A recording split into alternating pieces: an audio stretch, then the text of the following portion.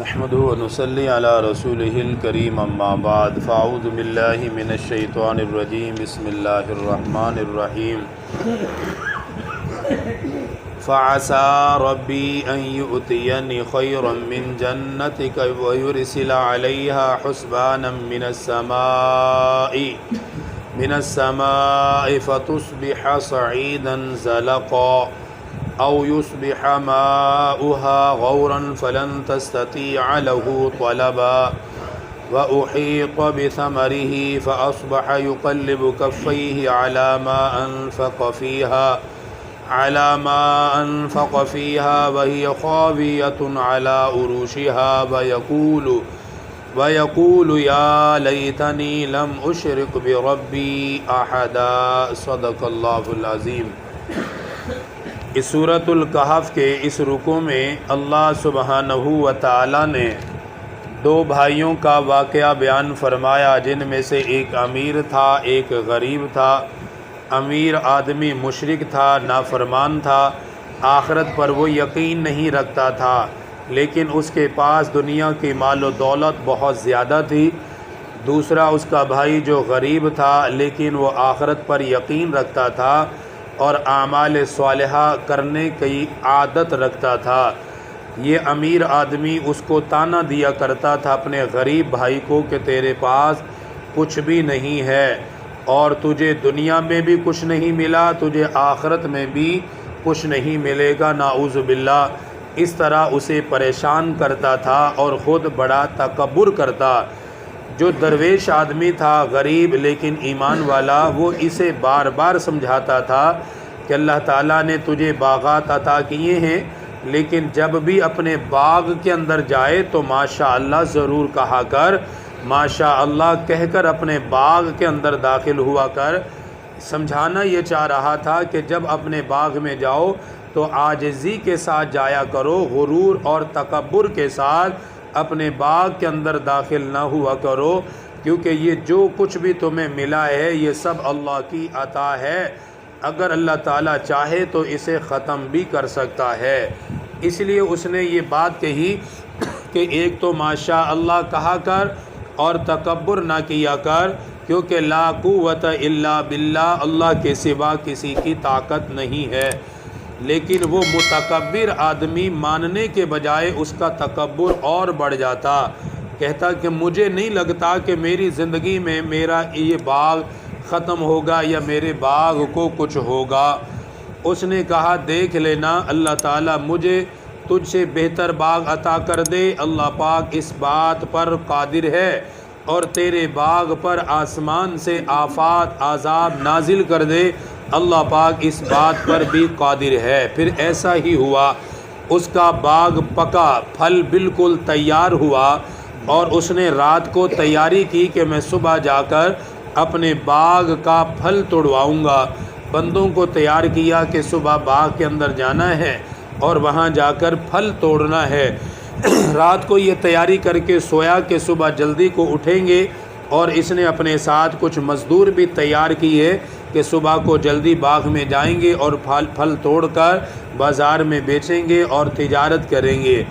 یہ صبح کو جلدی اٹھا اور بڑی خوشی کے اندر اٹھا کہ آج میں اپنے باغ کا پھل توڑوں گا اور اس کی وجہ سے مجھے بڑا مال ملے گا، کیونکہ وہ بیچے گا، آگے فروخت کرے گا۔ صبح کو بڑی تیزی کے ساتھ لوگوں کو لے کر اپنے باغ کی طرف بڑھا، لیکن جب وہ اپنے باغ کے اندر وہ پہنچا تو اس کا سارا باغ ٹہنیوں کے بل زمین پر پڑا ہوا تھا۔ رات کو ایسا عذاب اس کے باغ پر مسلط کیا گیا کہ اس نے سارے باغ کو تہس نہس کر دیا۔ ایسے آندھی، ایسے طوفان اللہ تعالیٰ نے اس کے باغ کے اندر بھیجا کہ سارا کا سارا باغ اپنی ٹہنیوں کے بل زمین پر پڑا ہوا تھا، اور سارے پھل زمین پہ پڑے بیکار ہو چکے تھے، خراب ہو چکے تھے۔ جب یہ اپنے باغ میں آیا تو کہنے لگا کہ یہ میرا باغ نہیں لگتا، یہ تو اچھا بھلا تھا، میرا نہیں ہے۔ دوبارہ پھر واپس اپنے گھر کی طرف پلٹا کہ انسان کا دماغ ایسا ہے کہ وہ نقصان کو دیکھے تو پاگل ہو جاتا ہے۔ دوبارہ اپنے گھر کی طرف گیا، کہنے لگا کہ میں راستہ بھٹک گیا ہوں، میں غلط راستے پہ آ گیا، ابھی کچھ اندھیرا ہے، مکمل روشنی نہیں پھیلی، ہم جلدی آ گئے صبح۔ اپنے گھر گیا اور راستے کا اندازہ لگا کر دوبارہ پھر اپنے باغ کی طرف چلا تو پھر وہیں آ کے کھڑا ہو گیا۔ اب پھر دیکھ رہا ہے کہ باغ اس کا زمین پہ پڑا ہوا ہے، اس طرح آ اور جا رہا ہے اور دیکھ رہا ہے۔ تو لوگوں نے اس کو بتایا کہ بھائی یہی تیرا باغ ہے، بار بار آ کیوں جا رہا ہے، یہی تیرا باغ ہے، یہی تیری زمین ہے، یہی تیرے پھل ہیں جو زمین کے اوپر پڑے ہوئے ہیں۔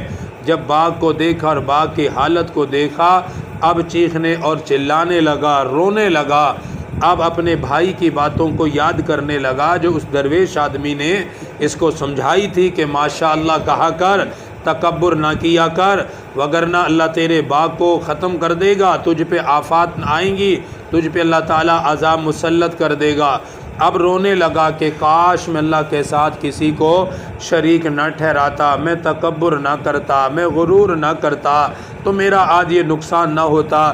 میں تو سمجھتا تھا کہ میرے باغ کو کچھ نہیں ہو سکتا، لیکن ایک رات کے اندر ہی سارا تہس نہس ہو گیا، ایک رات کے اندر ہی سارا پھل اور سارا باغ زمین کے اوپر پڑا ہوا ہے، کوئی اس کے اندر چیز باقی نہیں رہی۔ اللہ تعالیٰ نے سب کچھ اس کا ہلاک اور برباد کر دیا۔ اب رو رہا ہے، لیکن جب اللہ تعالیٰ کی طرف سے عذاب آ جائے تب رونے کا پھر کیا فائدہ؟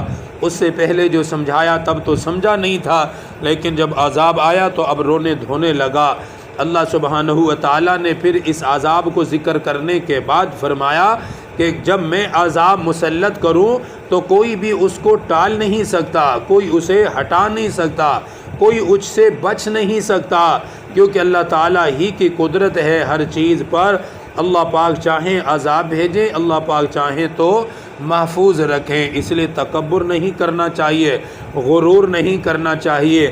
اس واقعے کو جو ذکر کیا ہے، جو بیان کیا ہے، اس کا مقصد مشرکین مکہ کو یہ سمجھانا ہے کہ تمہاری مثال اس متکبر آدمی کی طرح ہے جسے مال ملا تھا، جسے باغات ملے تھے، لیکن اس نے تکبر کیا، آخرت پہ وہ یقین نہیں لایا، تو اس کا انجام دیکھو کیا ہوا تھا۔ مشرکین کو بھی بتایا کہ تمہارے پاس مال و دولت ہے، تم تکبر کرتے ہو، تمہارا انجام بھی وہی ہوگا جو اس متکبر کا ہوا۔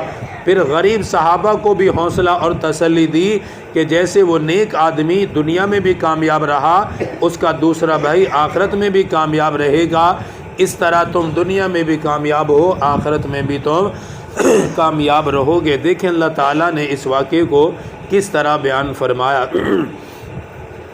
ارشاد فرمایا فَعَسَىٰ رَبِّي أَن يُؤْتِيَنِي خَيْرًا مِّن جَنَّتِكَ۔ اس کا وہ درویش بھائی اس کو کہنے لگا کہ ماشاءاللہ کہا کر، کیونکہ فَعَسَىٰ مجھے امید ہے، فَعَسَىٰ رَبِّي مجھے امید ہے کہ میرا رب أَن يُؤْتِيَنِي خَيْرًا مِّن جَنَّتِكَ تیرے باغات سے بہتر مجھے باغات عطا فرمائے۔ اللہ پاک سے میں امید رکھتا ہوں، مایوس نہیں ہوں۔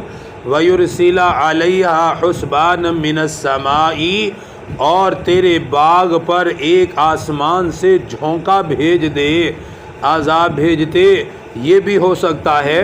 فَتُصْبِحَ صَعِيدًا زَلَقًا پھر صبح کو تیرا باغ چٹیل میدان کی طرح رہ جائے۔ اللہ پاک اس بات پر بھی قادر ہے۔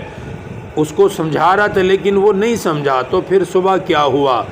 او یصبح ماؤها غورا، اس نے اگلی بات کہی اس درویش آدمی نے کہ اللہ تیرے باغ کو ختم بھی کر سکتا ہے۔ اگلی بات دیکھیں جس میں آج تقریباً ہر ملک اس کے اندر شامل ہے، دیکھیں اس نے کیا کہا تھا، او یصبح ماؤها غورا کہ اگر اللہ چاہے تو ہو سکتا ہے صبح کو تیرے باغات کے پانی کو اللہ خشک کر دے، پانی کی سطح نیچے کو چلی جائے، جسے تو آسانی سے کھینچ لیتا ہے، نکال لیتا ہے یا استعمال کر سکتا ہے۔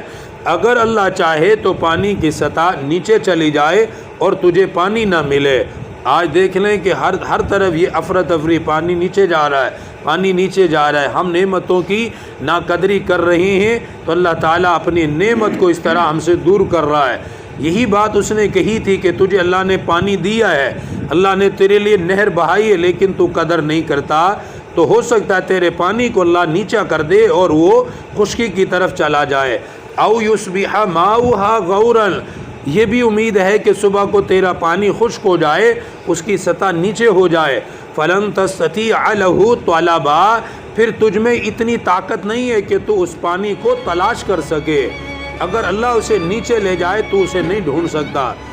اور اگر تیسری بات اس نے کہی وَأُحِيطَ بِثَمَرِهِ فَأَصْبَحَ يُقَلِّبُ كَفَّيْهِ عَلَى مَا أَنفَقَ فِيهَا، جب اس نے سمجھایا، پانی کے بارے میں سمجھایا، عذاب کے بارے میں سمجھایا، باز نہیں آیا، تو پھر کیا ہوا؟ وَأُحِيطَ بِثَمَرِهِ، سمیٹ لیا گیا اس کا سارا پھل، فَأَصْبَحَ يُقَلِّبُ كَفَّيْهِ عَلَى مَا أَنفَقَ فِيهَا، تو صبح کو اپنے ہتھیلیوں کو ملتا ہوا رہ گیا جو کچھ بھی اس نے اس باغ پر خرچ کیا تھا۔ باغ پر بڑی محنت کی لیکن صبح کو اپنے ہاتھوں کو ملتا ہوا رہ گیا، کیوں؟ وَهِيَ خَاوِيَةٌ عَلَىٰ عُرُوشِهَا، اس کا سارا باغ اپنی جھاڑیوں کے بل زمین پہ پڑا ہوا تھا، اس لیے اپنے ہاتھوں کو ملنے لگا اور کیا کہہ رہا تھا؟ وَيَقُولُ يَا لَيْتَنِي لَمْ أُشْرِكْ بِرَبِّي أَحَدًا، کہنے لگا ہائے کاش میں اپنے رب کے ساتھ کسی کو شریک نہ ٹھہراتا تو میرے ساتھ ایسا نہ ہوتا۔ وَلَمْ تَكُنْ لَهُ فِئَةٌ يَنْصُرُونَهُ مِنْ دُونِ اللَّهِ، اللہ پاک نے فرمایا اور اس کے لیے کوئی بھی جماعت اللہ کے سوا مدد کے لیے نہیں ہو سکتی۔ وَمَا كَانَ مُنْتَصِرًا، اور نہ وہ خود اپنی مدد کر سکتا، نہ اس کے لیے کوئی جماعت ایسی ہوئی کہ جو اسے اللہ کے عذاب سے بچائے، نہ وہ خود عذاب سے بچ سکا۔ هُنَالِكَ الْوَلَایَاتُ لِلَّهِ الْحَقِّ، یہاں سب کے سب اختیارات اللہ سبحانہ و تعالی ہی کے لیے ہیں جو حق اور سچ ہے، سارے اختیار اسی کے ہیں۔ هُوَ خَيْرٌ ثَوَابًا وَخَيْرٌ عُقْبًا، اسی کا انعام بہتر ہے اور اچھا ہے اس کا دیا ہوا بدلہ۔ اللہ پاک ہی بہتر بدلہ دیتے ہیں اور اللہ تعالیٰ ہی ہر چیز پر قدرت رکھنے والے ہیں۔ اللہ پاک دین کی صحیح سمجھ نصیب فرمائے۔ الحمدللہ رب العالمین، والصلاة والسلام علی سید الانبیاء والمرسلین۔